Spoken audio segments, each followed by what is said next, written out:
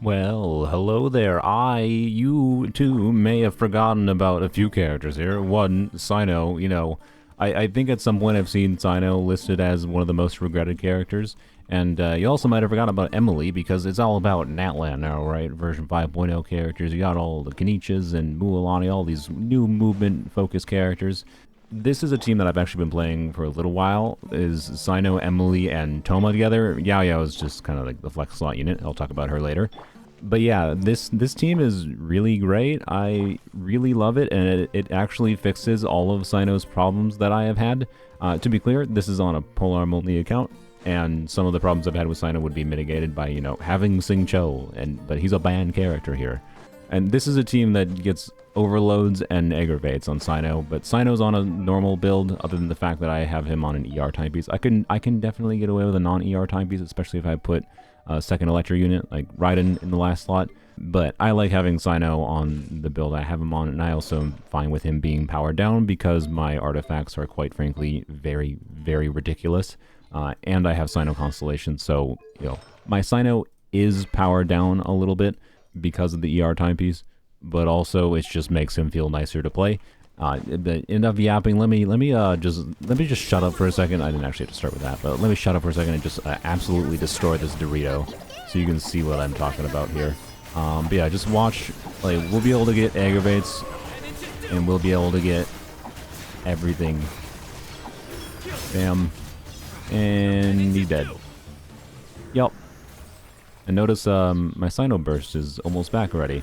That's really nice for comfort of flexibility and things. Toma's on banner right now too. I figure this was an appropriate time to make a video about Cyno and Emilie together, because yeah, I don't know, if you forgot about these two characters, I think this is a very compelling example of showing how Emilie can be very, very useful in teams that are not just doing pure burning things, right? Like a Kenich team is something like Bennett, Emilie, Toma, or like Dia in the last slot, right? Like, it's just pure burning, and Emilie is strong for that context. But what I really like about this team is how this makes use of Emilie being a Dendro unit, so you can actually, get aggravates and have her enable like the strong things that are strong about Dendro, but you can also get Emilie's really good, damage herself. Yao Yao doesn't have to be here at all. You don't need a second Dendro teammate. Raiden, theoretically, in the last slot is better for, like, Electro Resonance. That reduces Cyno's energy needs quite significantly. I just like Yao Yao for the Dendro Resonance buff, and then a little bit of healing can help just make this team feel a little bit smoother, but it's like, Yao Yao's honestly really not that necessary. If Zhongli is available, he's probably stronger for this meaningfully. But part of the reason Yao Yao also feels pretty good in this team is because Yao Yao's on Deepwood, and I have Emilie on 4-piece of this set, so having someone else on Deepwood is a DPS increase for Emilie. Yao Yao actually feels about similar strength-wise as Zhongli does. I've also played with, like, Kachina in the last slot here. There's a lot of different units that work in the last slot. An additional Pyro unit can be fine. An additional Dendro unit can be fine. Geo can be fine because they don't interfere with much. You probably don't want to bring in Hydro to this because too much application that gets rid of the burning aura too quickly will make Emilie's damage go down. Oh yeah, as far as my Emilie's damage goes, I do have Emilie Constellations on my polearm account. I'm not going to bother powering her down because, like, I don't know, but trust me, we'll go to the Abyss later. This team performs well enough that you don't need Constellations for sure, and again, my Cyno is, like, powered down. I could even power my Cyno up meaningfully more also by using his signature weapon. Crazy. Enough yapping though, we're gonna fight some local legends. Now, local legends, again, this is a single target scenario, and where this team will shine the most at showing you the value of Cyno and Emilie together, and how it fixes Cyno's problems, is with new waves of enemies that spawn. Against a single target situation, it's just, like, still a very compelling amount of damage. I bungled up my 4-piece Thundering Fury there a little bit. 4-piece Thundering Fury reduces its skill cooldown, so, you get extra skill uses. But, whoop. Oops. Toma is now C6 after this current banner, but does not mean that he magically never prevents me from dying. God dang it, man. Why am I so bad fighting local legends? You know what? That's fine. I just shouldn't attack that lady because that lady was minding her own business, just playing some music It was very rude to attack her in the first place. Let's go fight something that deserves to die instead. This is definitely one of those themes that has a lot of, like, visual vomit for the application of, you know, different elements triggering all the different reactions going on. And I find it highly satisfying.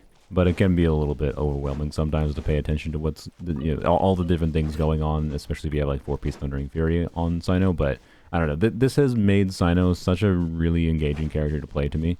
But let's deal with this stupid capybara.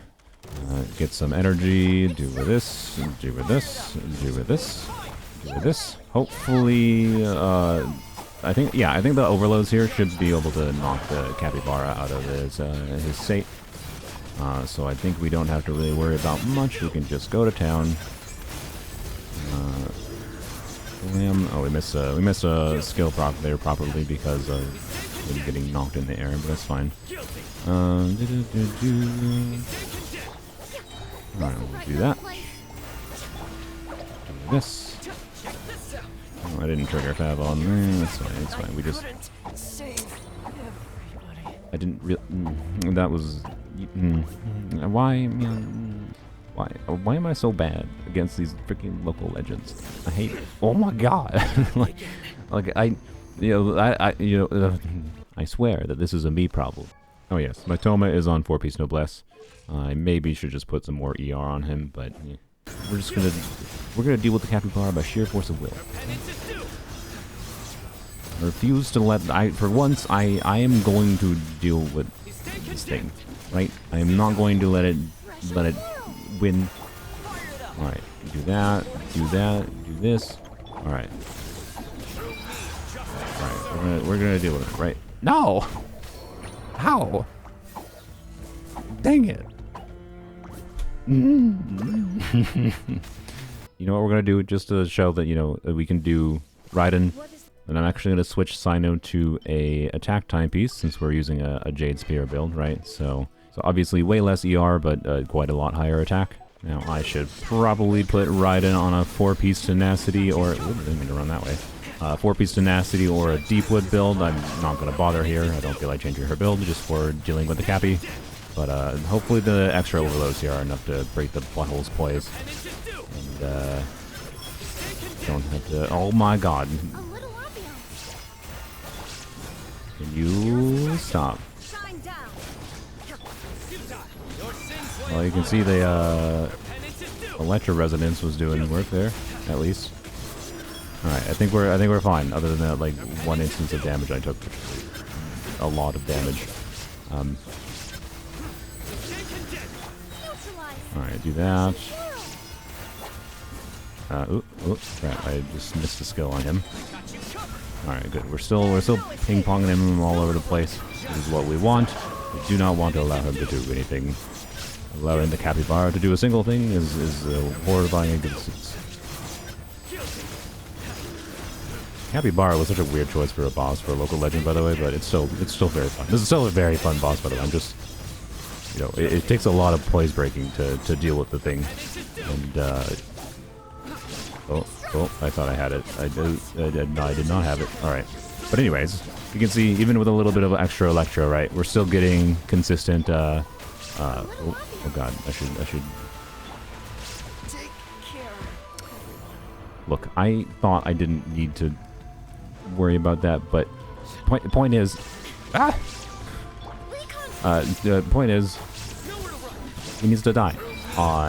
But no, the point is, he's dead, and you know, we still got overloads, we still got burning, we still got really, really good Emilie damage. Like, you know, this works. And I did test this team, by the way, without Emilie constellations activated, and it performs very, very well without Emilie constellations. Like it meaningfully increases the damage you see from her, but it didn't crazily change like my clear times in Abyss or anything.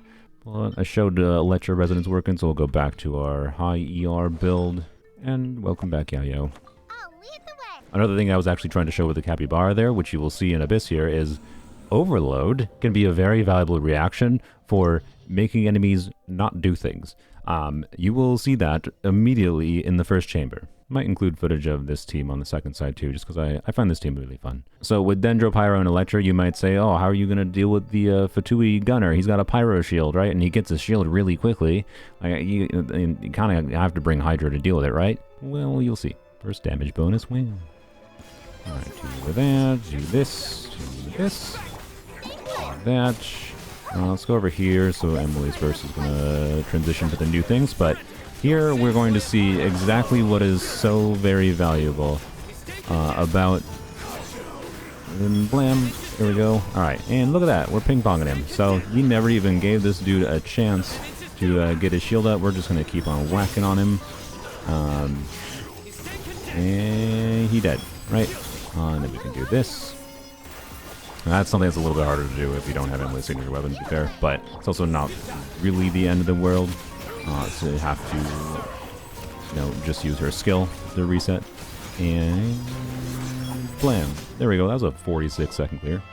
Like that speed of clear is exactly why I'm so confident that, you don't need the constellations. Especially because, my Cyno is not even fully powered. But, yeah, right. I think you get what's going on, what's so valuable there, right? If you think about Cyno with Nahida in particular there, right?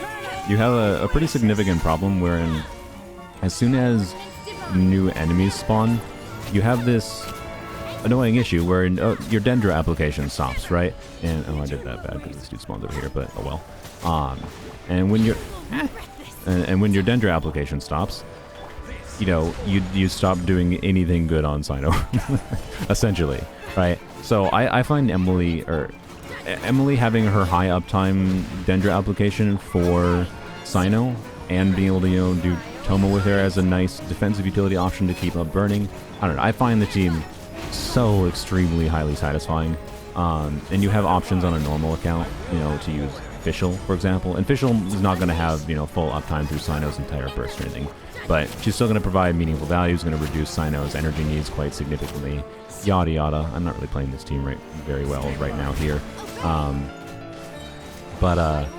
Yeah, you get the point, I think, right? We'll go on to the next chamber here and see how it goes against the bosses. But the bosses obviously are a little bit less interesting. Although the bosses are still relevant. Like one interesting thing they're doing that they never really did in Abysses in the past, and of course I need a little bit, I should probably get some more energy on Toma, is they are, okay, well, they're doing things like having these enemies that are right? These enemies spawn before the boss. When they've done bosses in Abyss in the past, right, there's not enemies before them normally, but now that they've been doing this thing where there's bosses beforehand, it really increases the value of doing something like, having a unit that's just constantly pooping out Dendro. And it really, really increases the downside of, someone like Nahida with Cyno, where you'd have to, cut a rotation short. And, not that it's impossible. I'm not saying you need M1 for Cyno, right? But, anyways, let me try to redo this and demonstrate that. Alright. Do this. Do that. Yeah, it's not back yet, but it's fine. That, do this, and then we'll do this. I mean, okay, this is kind of a bad example because we just didn't even cast it until they were basically dead anyways. But, you get the point, right? Like we still have Emily going. We didn't have to, restart a rotation completely and just because a new enemy spawned. And we can just start going to town as soon as the new enemy spawns, right? That's a pretty significant difference maker as far as your... and the chicken's doing what the chicken does. There's also always stupid factors like, enemy RNG, like how they move around that affects your ability to clear in, a decent time frame or not. But, I don't know. Emilie is such a compelling off-field DPS that she diversifies the team's damage in a way that is very good and fixes the, application duration uptime issue that Cyno has with so many teammates. I find it so very, very compelling, at least with, a couple Toma constellations, because I do think you need a C2 to extend his burst duration or whatever. That might be important. I have not been able to test with a non-C2 Toma or anything. Ultimately, more than just for Cyno, I think this is just a good example of how, people are undervaluing some of what Emilie does quite significantly, right? You can get Emily's full value without having to... Can you stop teleporting? Without without having to deal with... Okay, just ignore the gameplay on this team, good lord. What the heck was I saying? Yeah, so like, the value of Emilie, right, is much higher than I think people expect, because I think there's a lot of players that have the conception that, yeah, you have to do those full burning teams with Emilie. But in fact, no, you can actually find many a way to use her, even on a Polar Armor account, right? You can find many a way to use her where she is very functional. See, I'm yapping and I'm not paying attention. It's perfectly fine, because you know what that means. It just means more Cyno-Emilie footage for you. How wonderful. Let's deal with this. And let's deal with that. We forgot to do any Cyno skills. It probably doesn't really matter, because Emilie's just going to wreck things. And there we go. Yeah, see, one of those, like, again, having, like, Emilie as such a compelling off-field damage dealer here is...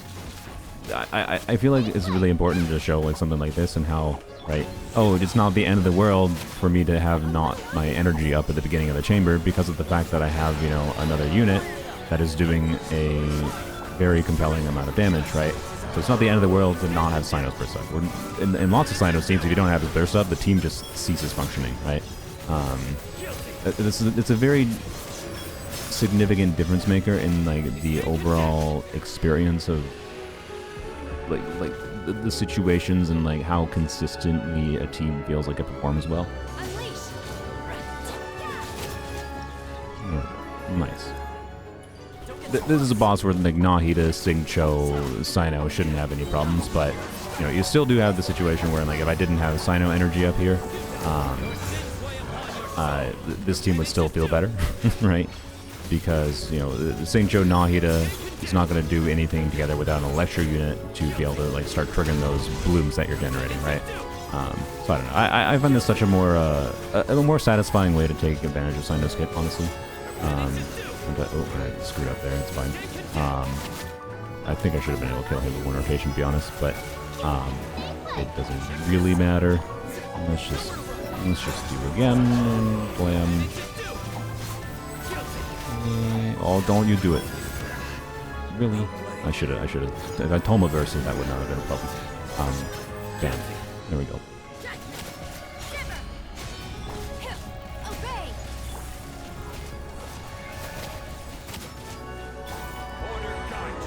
Yeah, this team is so satisfying. Oh gosh, like, this team is very circle impact, I will say. Like, it has problems, but as long as you're smart with, like, how you're getting your energy and stuff, I don't know. This team flows in such a satisfying way. Yeah, I really like this team.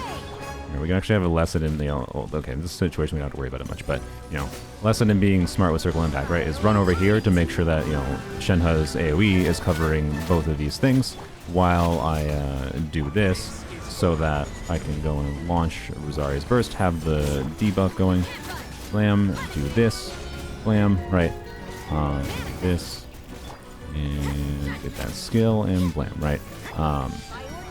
Right, just being smart with your positioning as you transition into, like, attacking different things can mitigate circle impact issues, but anyways. This team has circle impact issues, but it's in, like, a way that gives you so much control that I find extremely satisfying. I could have technically made this video, you know, back during Emilie's banner over a month ago. I just kind of forgot because I got distracted by other things I was working on, and honestly, I'm kind of glad I waited because, you know, hey, Toma's on banner now. It's a way to show off how Toma can be useful. This is a really cool character, and, like, she's given new life into Cyno, so it's one of those weird benefits of Genshin in general, wherein as they release more characters, it's possible that, you know, characters that you might have regretted in the past could gain new life to breathe into them by, you know, a new character releasing that gives them a new team option that suddenly changes how they feel to play significantly, and now they just feel great, right? Like, Cyno was a character I never used in this account before, like, to any meaningful degree, because he just felt bad, and that was despite having his C2. Like, the reason I had his C2 is because I wanted C6 Candace, and so I've had his C2 forever, never felt good. Like, his constellations didn't help him, but Emilie did help him, right? Yep. We may have forgotten about Cyno, and some people have definitely forgotten about Emilie, or passed on Emilie. I think if you have Cyno, Emilie is, in my opinion, a character that is maybe very, very worthwhile to consider getting whenever she reruns in the future. As far as Cyno goes, if you have Emilie already, should you get Cyno for Emilie? I don't know, maybe, if you liked what you saw here. right? I do think, he's a fun carry. You can do many other things with Emilie. You can do other electro units instead of Cyno in this same like generalized concept, right? With having some amount of pyro to make sure you're getting good damage on Emilie, but you don't have to have constant burning, right? Like this is what has kept me engaged with Genshin's endgame long term, is these aspects of thinking of these nuances of how characters can interact together that can let you use older characters in new ways. So yeah, it only took 2 years, but Cyno finally has a team I like. Emilie is definitely a weird character where sometimes these kind of teams where you're using a unit that can potentially get rid of the burning aura can make Emilie lose damage, particularly if you're bringing Hydra into the mix. But even on my main account, I've found ways to do Emilie, a pyro unit like Dia, and then a Hydra unit at the same time and still maintain damage output on Emilie. I really like Emilie. I like Cyno now. I'm just yapping, I guess. I don't know. Subscribe if you want to see more garbage like this one. It's exactly the kind of thing I like doing. Bye-bye.